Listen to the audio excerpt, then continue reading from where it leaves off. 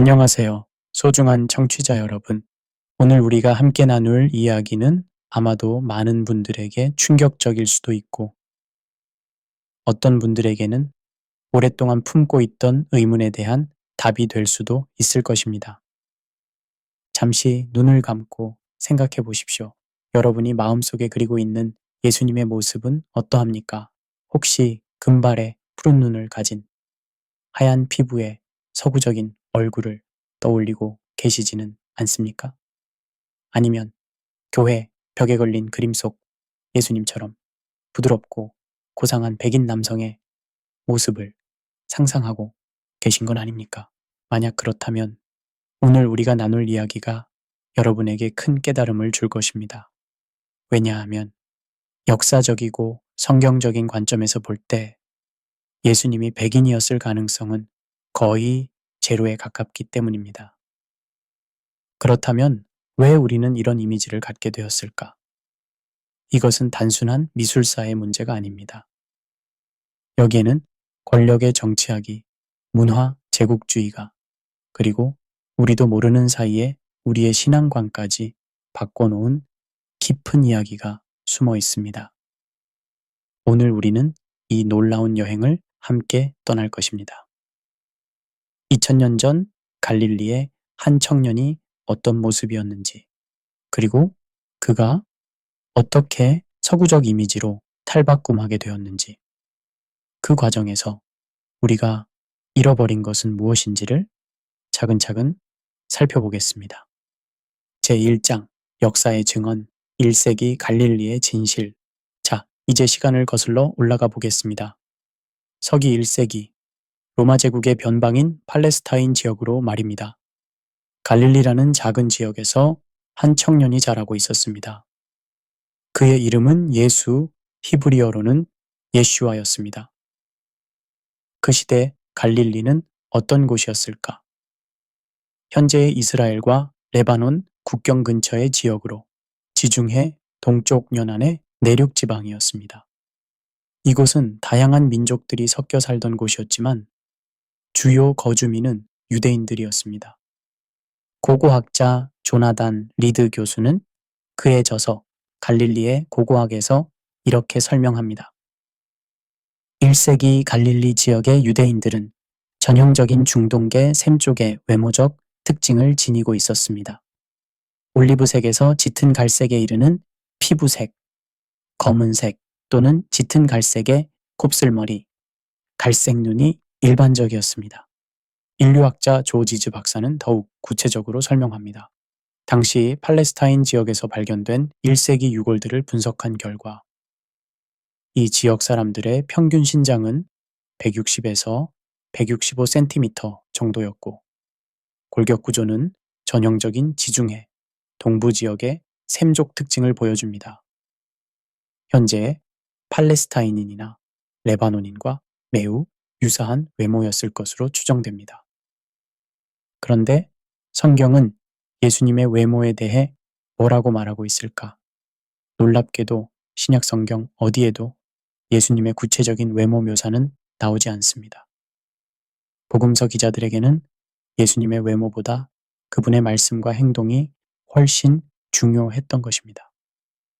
하지만 구약의 메시아 예언에는 한 가지 흥미로운 구절이 있습니다. 이사야 53장 2절입니다. 그는 주 앞에서 자라나기를 연한 순 같고 마른 땅에서 나온 뿌리 같아서 고운 모양도 없고 풍채도 없은즉 우리가 보기에 흠모할 만한 것이 없도다. 이 구절을 히브리어 원문으로 분석해 보면 더욱 흥미롭습니다. 고운 모양도 없고라는 표현은 히브리어로 로토아르로인데 이는 특별히 눈에 띄는 아름다움이 없다는 뜻입니다. 풍채도 없다는 외로하다르로 위험 있는 외모나 인상적인 체격이 아니다라는 의미입니다. 구약학자 존 오스왈트 교수는 이렇게 해석합니다. 이사야의 이 예언은 메시아가 사람들의 시선을 끌만한 외적 매력이나 카리스마적 외모를 지니지 않을 것임을 예언한 것입니다.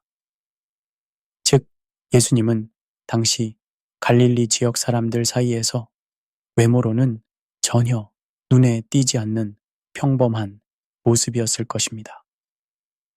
1세기 로마 제국은 놀라울 정도로 다양한 인종들로 구성되어 있었습니다.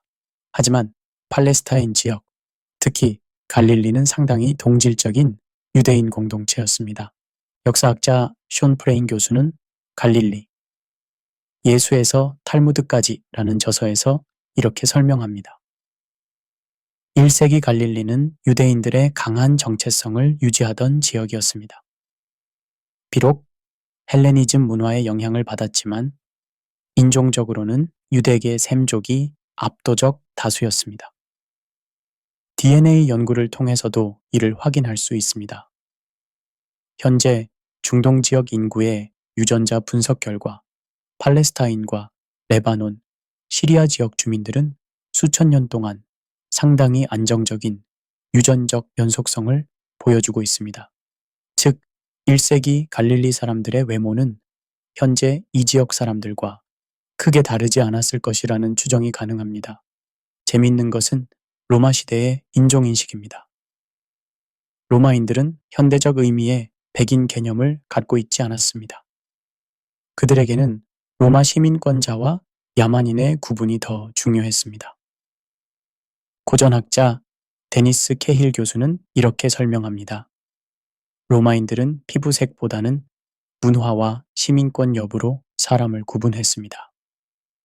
갈리아인, 현재의 프랑스인, 이나 게르만족, 현재의 독일과 영국을 포함한 대부분 유럽인은 상대적으로 밝은 피부를 가졌지만 야만인으로 간주되었고, 이집트인이나 시리아인은 어두운 피부를 가졌지만 높은 문명을 가진 민족으로 인정받았습니다.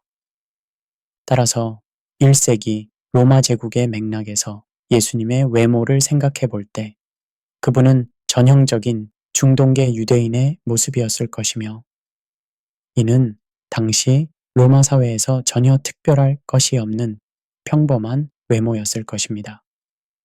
제2장 이미지의 변화, 콘스탄티누스부터 르네상스까지 초기 기독교 시대, 즉 1세기부터 3세기까지는 예수님의 시각적 표현이 거의 없었습니다. 왜일까? 유대교의 우상금지 전통과 초기 기독교도들의 박해 상황 때문이었습니다. 초기 기독교 미술사 전문가 로빈 젠슨 교수는 초기 기독교 미술의 이해에서 이렇게 설명합니다. 2세기까지 기독교도들은 예수님을 직접적으로 묘사하는 것을 피했습니다. 대신 물고기, 양, 포도나무 같은 상징을 사용했습니다. 예수님의 인물화가 본격적으로 나타나기 시작한 것은 3세기 말부터입니다. 초기의 예수님 이미지는 어떠했을까? 로마의 지하묘지인 카타콤에서 발견된 3, 4세기의 벽화들을 보면 예수님은 수염이 없는 젊은 남성으로 그려졌습니다. 그리고 놀랍게도 당시의 예수님 이미지는 전형적인 중동계 외모였습니다.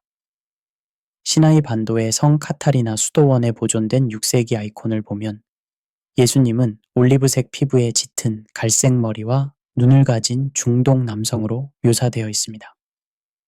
이 아이콘은 이슬람 침입으로부터 보호받아 원형이 잘 보존된 귀중한 자료입니다. 서기 313년 로마 황제 콘스탄티누스가 밀라노 칙령을 통해 기독교를 공인했습니다. 이는 기독교 역사에서 엄청난 전환점이었지만 동시에 예수님 이미지의 변화가 시작된 시점이기도 했습니다. 교회사학자 피터 브라운 교수는 고대 말기의 세계에서 이렇게 분석합니다. 콘스탄티누스의 기독교 공인 이후 기독교는 급속도로 로마화되기 시작했습니다. 이 과정에서 예수님의 이미지도 점차 로마 황제의 권위와 위엄을 닮아가기 시작했습니다. 4세기와 5세기 모자이크들을 보면 이런 변화를 확인할 수 있습니다. 라벤나의 산 아폴리나레 누오보 성당의 6세기 모자이크에서 예수님은 여전히 중동계 외모를 유지하고 있지만 황금옷을 입고 황제의 권위를 상징하는 자세를 취하고 있습니다. 동로마 제국 비잔틴에서는 예수님의 이미지가 더욱 체계화되기 시작했습니다. 특히 726년부터 843년까지의 성상파고 운동 이후 정교회는 예수님의 표준적인 이미지를 확립했습니다. 비잔틴 미술사 전문가 올가 포포바 교수는 이렇게 설명합니다. 9세기 이후 비잔틴의 예수님 이미지는 상당히 표준화되었습니다. 긴 갈색 머리, 수염, 올리브색 피부의 중년 남성으로 묘사되었고, 이는 여전히 중동계 외모를 유지하고 있었습니다. 흥미롭게도 동방 정교회의 전통에서는 지금까지도 예수님을 중동계 외모로 그리는 전통이 유지되고 있습니다. 그리스, 러시아, 세르비아의 정교회 이콘들을 보면 예수님의 외모가 서구적으로 변화하지 않았음을 확인할 수 있습니다. 그렇다면 언제부터 예수님이 서구적 외모로 변화하기 시작했을까? 이는 주로 서유럽, 특히 로마 가톨릭 지역에서 일어난 변화였습니다. 중세 미술사학자 한스 벨팅 교수는 이미지 이전의 이미지에서 이렇게 분석합니다. 12세기에서 13세기 서유럽에서 예수님의 이미지가 점차 서구화되기 시작했습니다. 이는 십자군 전쟁과 이슬람과의 대립구조 속에서 기독교를 서구적 종교로 차별화하려는 무의식적 욕구가 반영된 것으로 보입니다. 특히 12에서 15세기인 고딕 시대의 대성당들에서 이런 변화가 두드러집니다. 파리의 노트르담 대성당, 샤르트르 대성당 등의 조각과 스테인드 글라스에서 예수님은 점차 서구적 외모로 표현되기 시작합니다. 하지만 진정한 변화는 르네상스 시대에 일어났습니다. 15세기에서 16세기 이탈리아 르네상스 화가들이 그린 예수님은 완전히 서구적인 모습으로 탈바꿈했습니다. 레오나르도 다빈치의 최후의 만찬, 미켈란젤로의 시스티나 성당 벽화, 라파엘로의 수많은 성화들 등등 이들 작품에서 예수님은 금발에 가까운 갈색 머리, 푸른 눈, 하얀 피부의 이상적인 유럽 남성으로 그려졌습니다. 르네상스 미술사의 대가 조르조 바사리는 당시의 상황을 이렇게 기록했습니다. 화가들은 신성한 인물들을 그릴 때 가장 아름다운 이탈리아 남성들을 모델로 삼았습니다.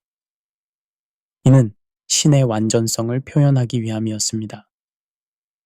하지만 여기서 우리가 놓치지 말아야 할 점이 있습니다. 르네상스 화가들에게 아름다움이란 곧 서구적 외모를 의미했습니다. 이는 단순한 미적 선택이 아니라 문화적 우월주의가 반영된 것이었습니다. 미술사학자 리오 스타인버그 교수는 이렇게 분석합니다. 르네상스 시대의 예수님 이미지 변화는 기독교의 유럽화 과정과 밀접한 관련이 있습니다. 기독교가 유럽의 종교가 되면서 예수님도 유럽인의 모습을 갖게 된 것입니다. 제3장 식민주의와 문화, 제국주의의 도구가 된 예수님 이미지 16세기부터 시작된 대항해 시대는 유럽인들에게 새로운 세계를 열어주었습니다. 그리고 이와 함께 기독교 선교도 전 세계로 확산되기 시작했습니다. 문제는 선교사들이 가져간 예수님의 이미지였습니다. 스페인의 아메리카 정복 과정에서 선교사들은 원주민들에게 기독교를 전파했습니다. 하지만 그들이 가져간 예수님의 모습은 완전히 서구화된 이미지였습니다. 라틴 아메리카 교회사 연구자 엔리케 투셀 교수는 이렇게 증언합니다. 스페인 선교사들은 의도적으로 백인 예수의 이미지를 강요했습니다. 원주민들의 전통적인 종교 이미지를 파괴하고 그 자리에 유럽적 예수상을 세웠습니다. 이는 종교적 정복의 상징이었습니다. 아프리카에서는 더욱 노골적인 문화, 제국주의가 펼쳐졌습니다. 19세기 유럽 선교사들은 아프리카 원주민들에게 기독교를 전파하면서 동시에 서구 문명의 우월성을 주입했습니다. 케냐의 교회사학자 존 은비티 교수는 이렇게 기록합니다. 유럽 선교사들은 아프리카인들에게 하나님은 백인이고 예수님도 백인이며 천사들도 모두 백인이라고 가르쳤습니다. 아프리카의 전통 종교는 모두 악마적인 것으로 규정되었습니다. 실제로 19세기 아프리카 선교 현장에서는 충격적인 일들이 벌어졌습니다. 선교사들은 현지인들이 만든 종교적 조각상이나 그림들을 모두 파괴하고 그 자리에 백인 예수의 그림을 걸었습니다. 짐바브웨의 신학자 캐니언 바나나 박사는 자신의 경험을 이렇게 증언합니다. 어린 시절 교회에서 본 예수님은 금발머리에 푸른 눈을 가진 백인이었습니다. 그래서 나는 하나님도 백인이고 흑인인 나는 하나님의 자녀가 될 수 없다고 생각했습니다. 이것이 얼마나 큰 상처였는지 모릅니다. 우리나라도 예외는 아니었습니다. 1884년 알렌 선교사가 한국에 들어온 이후 한국 교회에는 서구적 예수 이미지가 그대로 이식되었습니다. 한국교회사 연구자 민경배 교수는 이렇게 분석합니다. 초기 한국교회는 서구 선교사들이 가져온 모든 것을 그대로 받아들였습니다. 예배 형식, 찬송가, 그리고 예수님의 이미지까지 모두 서구적이었습니다. 한국인들은 예수님을 서양 사람으로 인식하게 되었습니다. 실제로 일제강점기 한국교회의 사진들을 보면 교회 강단 뒤에는 어김없이 서구적 외모의 예수님 그림이 걸려 있었습니다. 이는 단순한 종교적 상징이 아니라 서구 문명에 대한 동경과 우월감을 심어주는 도구였습니다. 그렇다면 백인 예수 이미지가 사람들에게 어떤 심리적 영향을 미쳤을까? 사회심리학자들의 연구 결과는 충격적입니다. 하버드 대학의 심리학자 마할리아 엘 교수는 암묵적 영광검사를 통해 흥미로운 사실을 발견했습니다. 백인 예수 이미지에 지속적으로 노출된 사람들은 무의식 중에 신성함은 곧 백인, 권위는 곧 백인이라는 연관성을 형성하게 됩니다. 더욱 심각한 것은 이런 이미지가 인종차별 의식을 강화한다는 점입니다. 스탠포드 대학의 사회심리학자 클로드 스틸 교수는 이렇게 설명합니다.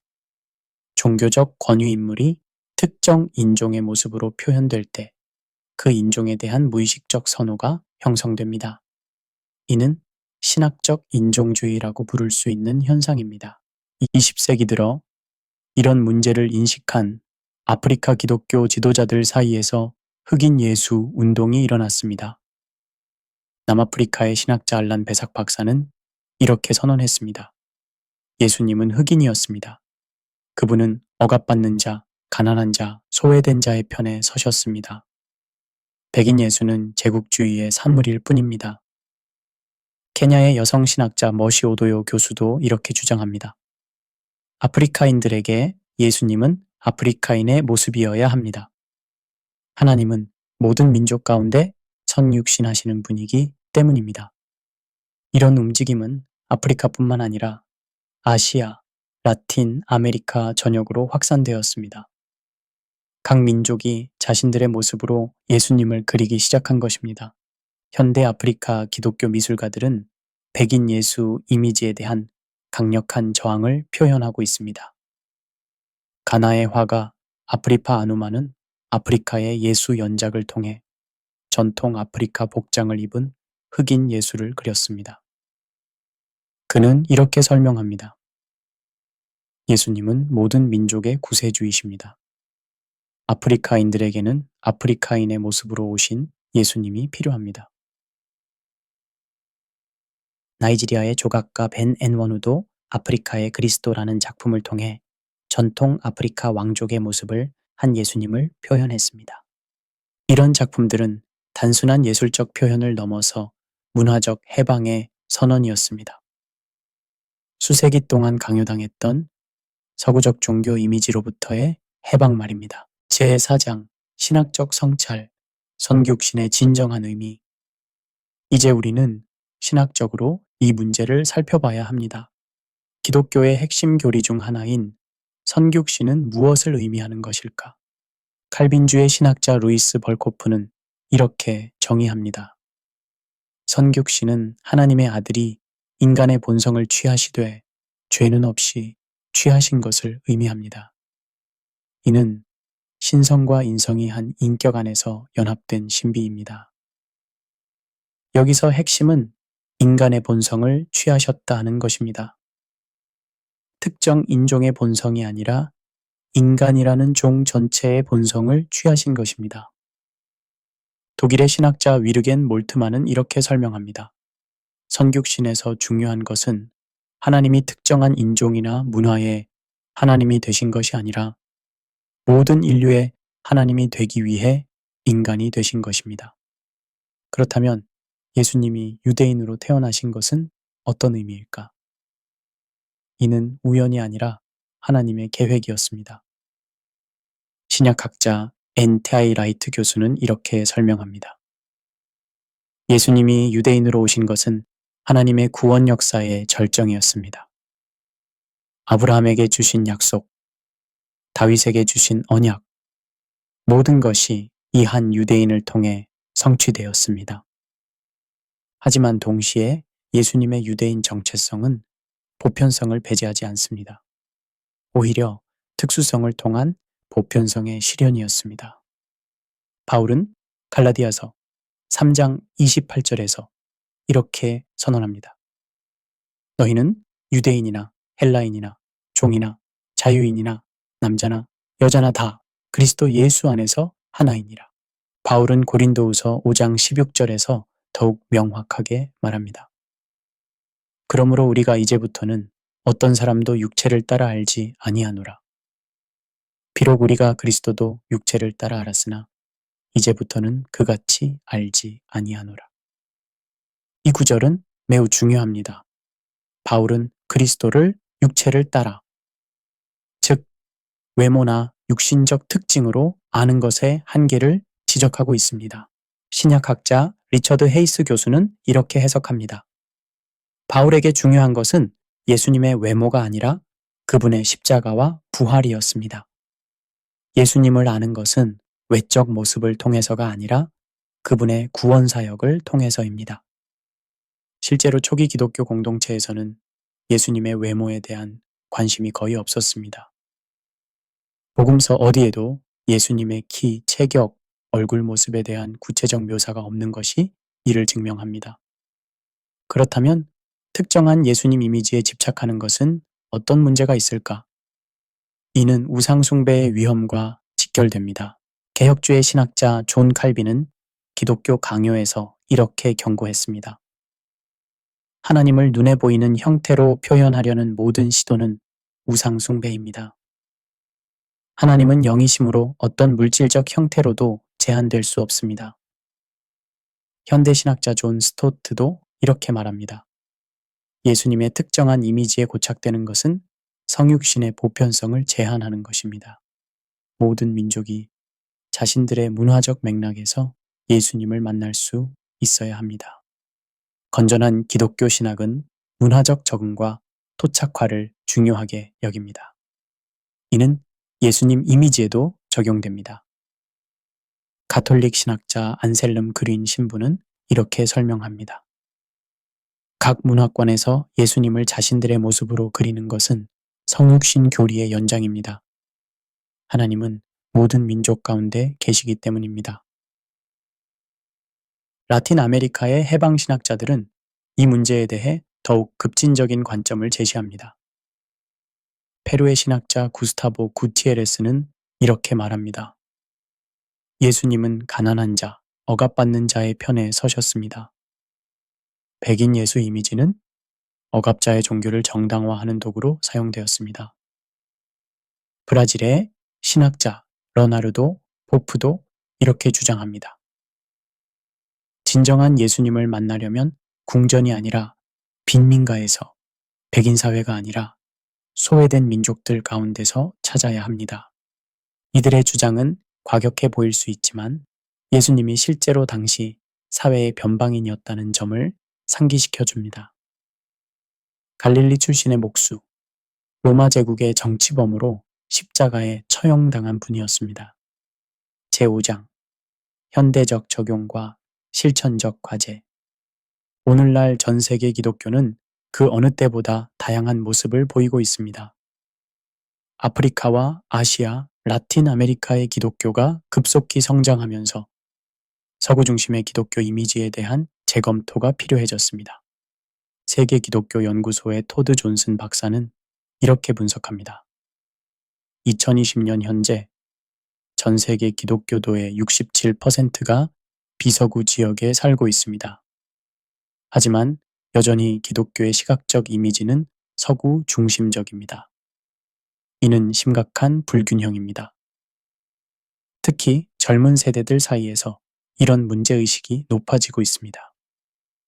미국 바나그룹의 2019년 조사에 따르면 18에서 29세 미국 기독교도 중 53%가 교회의 예수님 이미지가 인종차별적이라고 응답했습니다.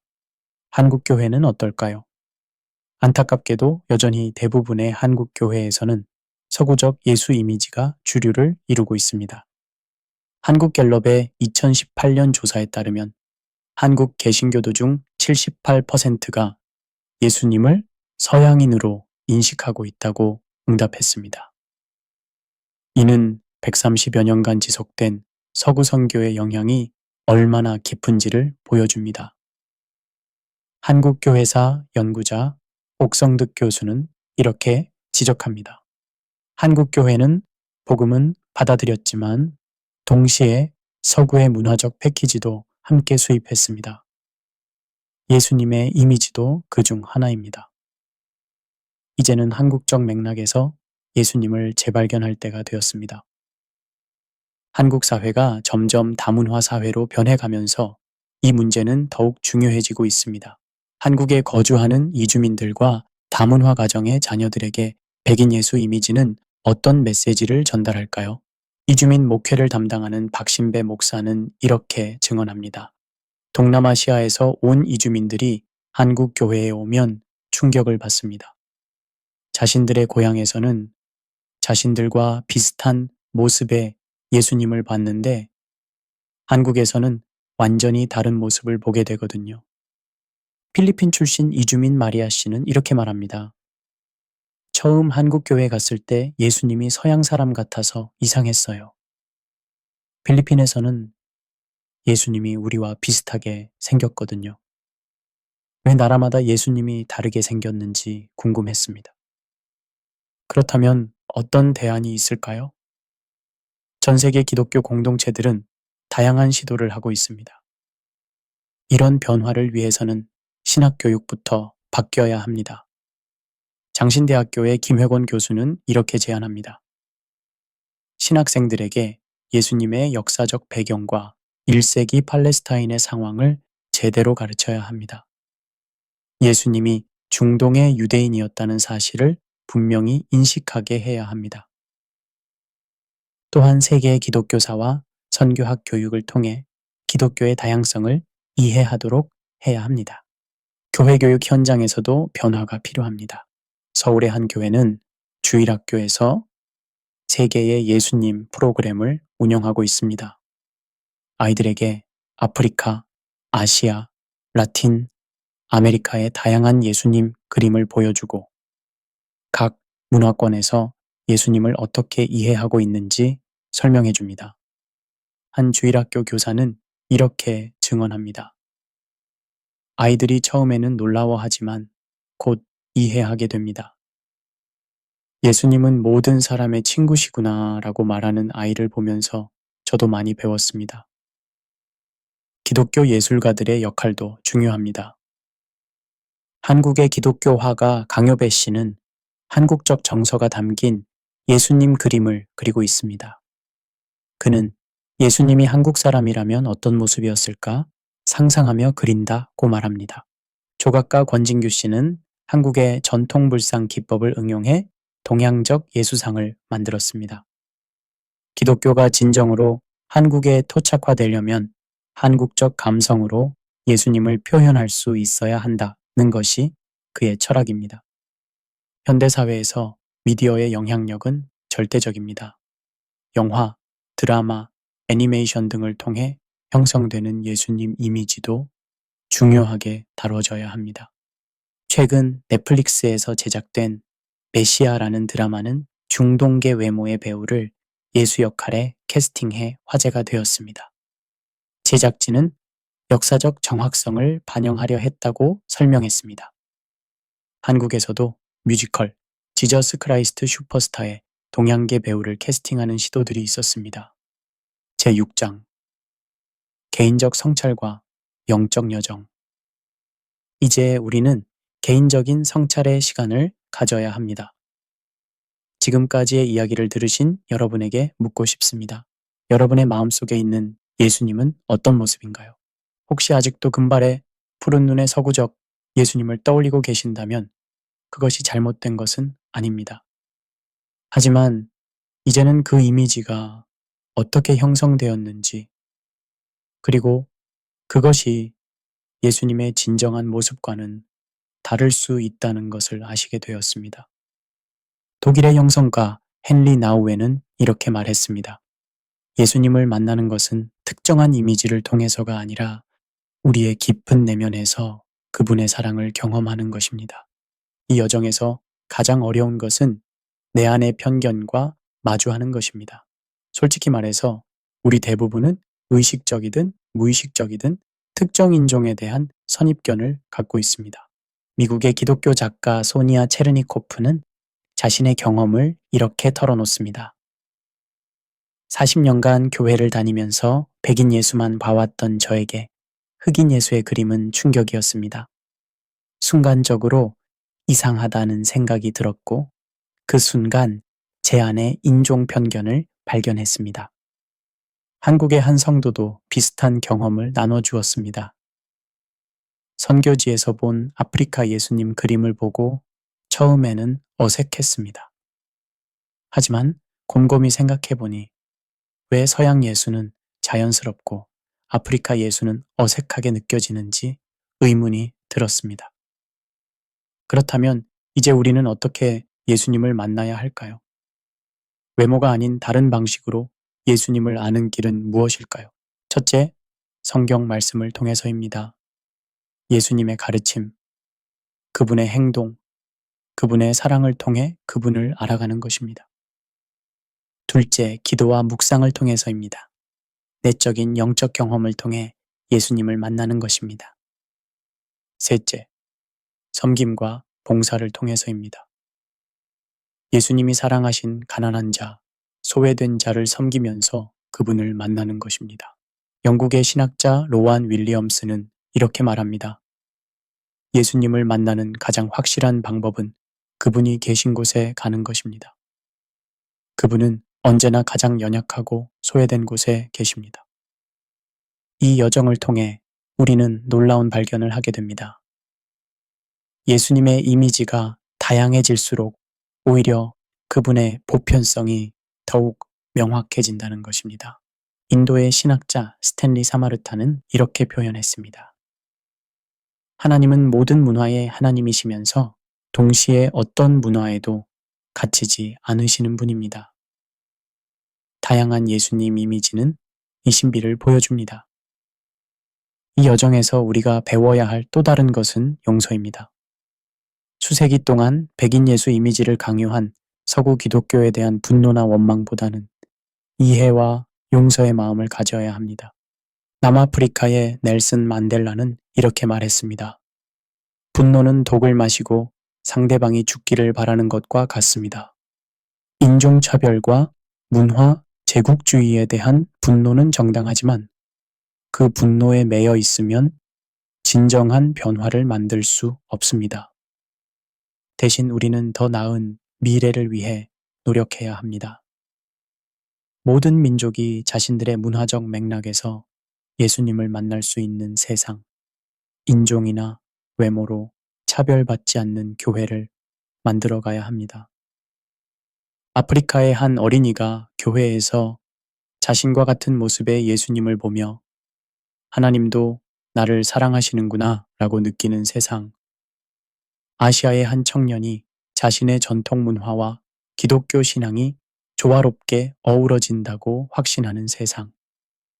라틴 아메리카의 한 농민이 자신의 고난이 예수님의 고난과 연결되어 있다고 느끼는 세상, 그리고 한국의 한 성도가 동양인으로서의 정체성을 포기하지 않고도 진정한 기독교도가 될 수 있다고 믿는 세상.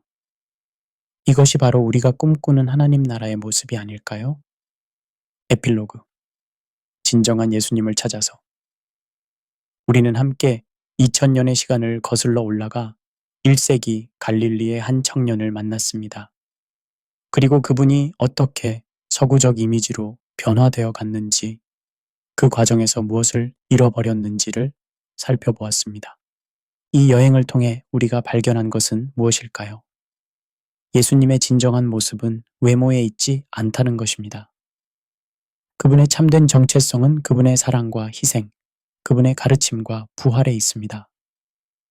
이제 우리는 예수님을 보는 새로운 눈을 갖게 되었습니다. 더 이상 특정한 인종이나 외모에 갇힌 예수님이 아니라 모든 민족과 문화를 아우르는 보편적 구세주로서의 예수님을 만날 수 있게 되었습니다. 이는 우리의 신앙을 제한하는 것이 아니라 오히려 확장시킵니다. 예수님이 한국인의 모습으로도, 아프리카인의 모습으로도, 남미인의 모습으로도 올 수 있다는 것을 알 때 우리는 하나님의 사랑이 얼마나 광대한지를 새롭게 깨닫게 됩니다. 하지만 우리의 여행은 여기서 끝나지 않습니다. 이제 시작입니다. 우리가 깨달은 것을 어떻게 실천할 것인지, 어떻게 다른 사람들과 나눌 것인지가 남은 과제입니다. 변화는 하루아침에 일어나지 않습니다. 수백 년간 굳어진 이미지와 편견을 바꾸는 것은 오랜 시간이 걸릴 것입니다. 하지만 한 사람 한 사람의 작은 변화가 모여서 큰 변화를 만들어낼 것입니다. 우리가 이런 노력을 하는 이유는 다음 세대 때문입니다. 우리의 자녀들과 손자, 손녀들이 인종이나 외모로 차별받지 않는 세상에서 살기를 바라기 때문입니다. 그들이 교회에 가서 자신과 다른 모습의 예수님을 보더라도 어색하게 느끼지 않기를, 오히려 하나님의 사랑이 모든 민족에게 미친다는 것을 자연스럽게 받아들이기를 바랍니다. 결국 우리가 추구하는 것은 요한계시록 7장 9절에 나오는 환상입니다. 이 일 후에 내가 보니 각 나라와 족속과 백성과 방언에서 아무도 능히 셀 수 없는 큰 무리가 나와 흰 옷을 입고 손에 종려 가지를 들고 보좌 앞과 어린 양 앞에 서서, 이 환상에서 중요한 것은 각 나라와 족속과 백성과 방언이라는 표현입니다. 하나님 나라는 모든 다양성이 보존되면서도 하나가 되는 곳입니다. 모든 민족이 자신들의 고유성을 잃지 않으면서도 그리스도 안에서 하나가 되는 곳입니다. 이제 마지막 질문을 드리고 싶습니다. 오늘 이 이야기를 들으신 여러분에게 예수님은 누구십니까? 그분의 외모가 어떠하든 그분이 여러분에게 어떤 의미인지가 더 중요하지 않을까요? 혹시 여러분 중에 자신의 외모나 인종 때문에 하나님의 사랑을 의심해 본 적이 있으시다면 오늘 이 말씀을 기억해 주십시오. 하나님은 여러분을 있는 그대로 사랑하십니다. 여러분의 피부색이 어떠하든, 여러분의 외모가 어떠하든 상관없이 말입니다. 이제 우리는 새로운 시작점에 서 있습니다. 편견과 고정관념에서 벗어나 진정한 예수님을 만날 수 있는 기회를 얻었습니다. 이 기회를 어떻게 활용할지는 우리에게 달려 있습니다. 혹시 이 이야기가 여러분에게 충격이었다면 그것은 좋은 충격입니다. 성장과 변화는 언제나 기존의 틀을 깨뜨리는 것에서 시작되기 때문입니다. 혹시 이 이야기가 여러분에게 희망이었다면 그 희망을 다른 사람들과 나눠주십시오. 세상에는 아직도 자신의 정체성과 신앙 사이에서 고민하는 사람들이 많기 때문입니다. 우리의 이야기는 여기서 끝나지만 진짜 이야기는 이제 시작입니다. 여러분, 각자의 삶에서, 여러분의 가정에서, 여러분의 교회에서 이 이야기가 어떻게 계속될지는 여러분에게 달려 있습니다. 2000년 전 갈릴리의 한 청년이 시작한 이야기는 아직 끝나지 않았습니다. 그 이야기는 지금 이 순간에도 계속되고 있고 여러분과 저를 통해서도 계속되고 있습니다. 그 이야기의 주인공은 특정한 인종의 하나님이 아니라 모든 민족의 하나님이십니다. 특정한 외모의 예수님이 아니라 모든 사람 안에서 만날 수 있는 예수님이십니다. 이제 우리는 알고 있습니다. 예수님의 외모가 백인이었을 가능성은 거의 없다는 것을, 그리고 그것이 우리의 신앙에 전혀 지장을 주지 않는다는 것을 말입니다. 오히려 이런 깨달음이 우리의 신앙을 더욱 풍성하게 만들어 줄 것입니다. 더욱 포용적이고 더욱 사랑이 넘치며 더욱 하나님의 마음에 가까운 신앙으로 말입니다. 이것이 바로 21세기를 살아가는 우리가 가져야 할 신앙의 모습이 아닐까 생각합니다. 경계를 넘나들고 편견을 깨뜨리며 모든 사람을 품을 수 있는 그런 신앙 말입니다. 여러분의 신앙 여정에 작은 변화가 일어나기를, 그리고 그 변화가 세상을 조금 더 아름답게 만드는 힘이 되기를 간절히 바랍니다. 긴 시간 함께 해주셔서 감사합니다. 하나님의 축복이 여러분과 함께 하기를 기도합니다. 감사합니다.